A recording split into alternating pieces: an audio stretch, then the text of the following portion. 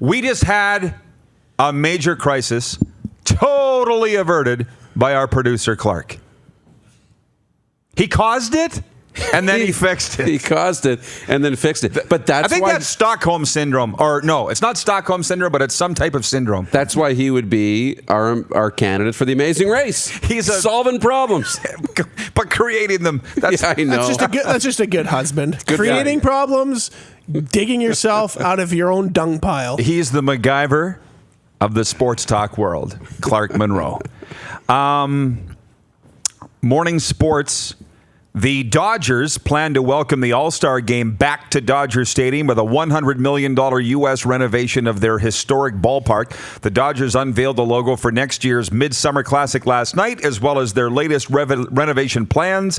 The plans include a statue of legend Sandy Koufax at their 57-year-old home. Marcus Stroman will start for the Blue Jays as they wrap up their 3-game set against Cleveland at Rogers Center. The team split the first 2 meetings after Justin Smoke led Toronto to a 2-1 10-inning victory last night. The Indians will counter with All-Star Game MVP Shane Bieber.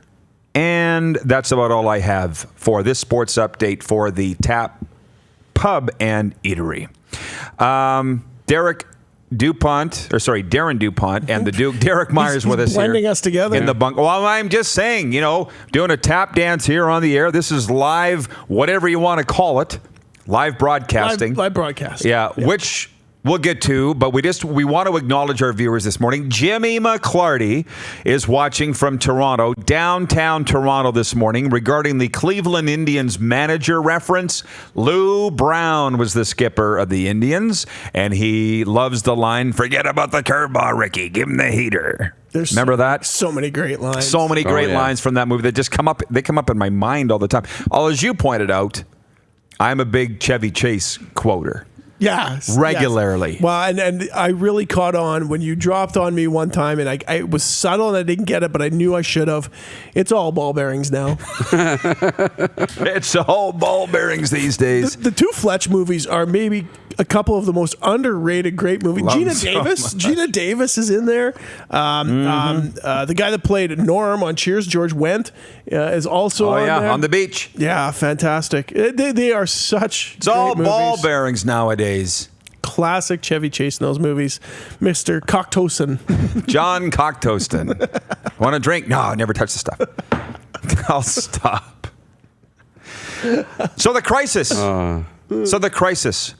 We were told to not let anybody know that this is a green screen behind us. This is not real. Don't spoil the surprise, is what everybody said. Which virtually every broadcast news outlet is all green screen these days. But CTV isn't, where Lauren and Joanne Lavoie were this morning talking about Amazing Race Canada, because I saw them on there in their rider jerseys, and they show up here in rider jerseys. Does anybody know what color rider jerseys are? They weren't wearing the away whites. No, green. So this wall behind these 2 guys, those lovely ladies would be invisible. So we're panicking, and all of a sudden, Clark, out of nowhere, totally redeems himself. What movie? Dumb and Dumber. Yes. He says, what about the riot shirts? Was your sister behind that, by the way, this gift pack? Part of it. Regina Riot sending us a whole gift pack of merch, none of which I can wear except for the hat.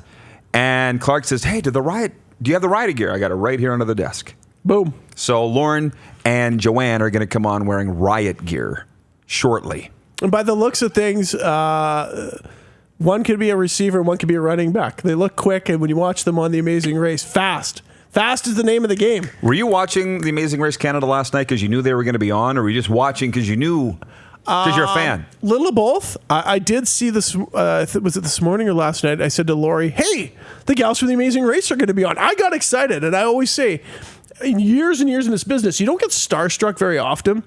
My one time was Bret the Hitman Hart. Maybe because I was a fan as a kid.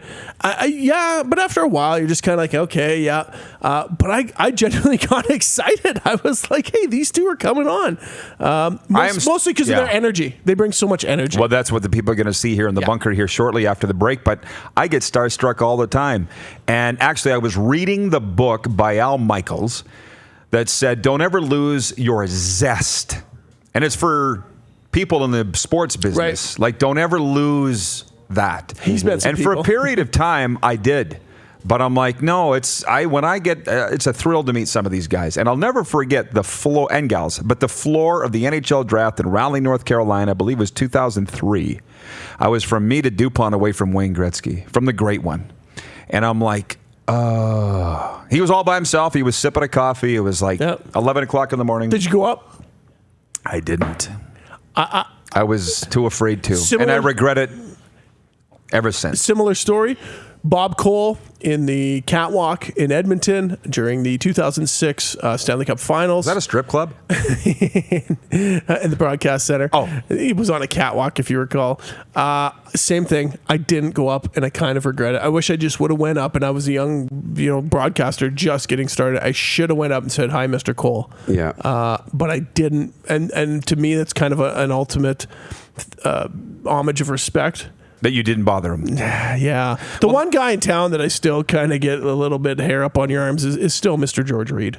Oh, Mr. yeah. Reed, I still, every time, it's just, he's Mr. Reed. Yeah, I know. Bob Cole, actually, same thing for me just last winter in Calgary at the game. He was there and walking up in the press box area, and I walked by him and just said hi, but should have stopped and grabbed a picture and stuff.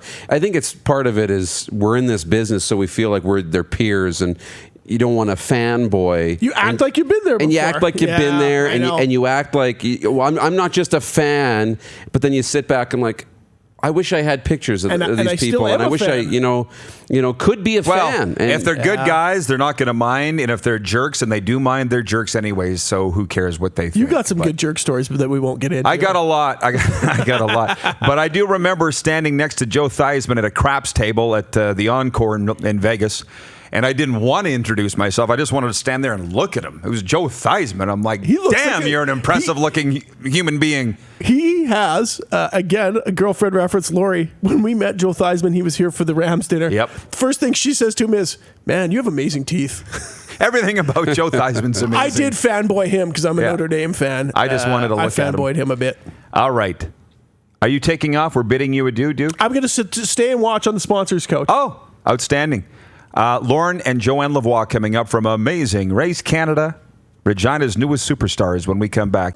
You're watching Rod Pedersen On Demand. For more of The Rod Pedersen Show, visit rodpedersen.com or follow Rod Pedersen on social media.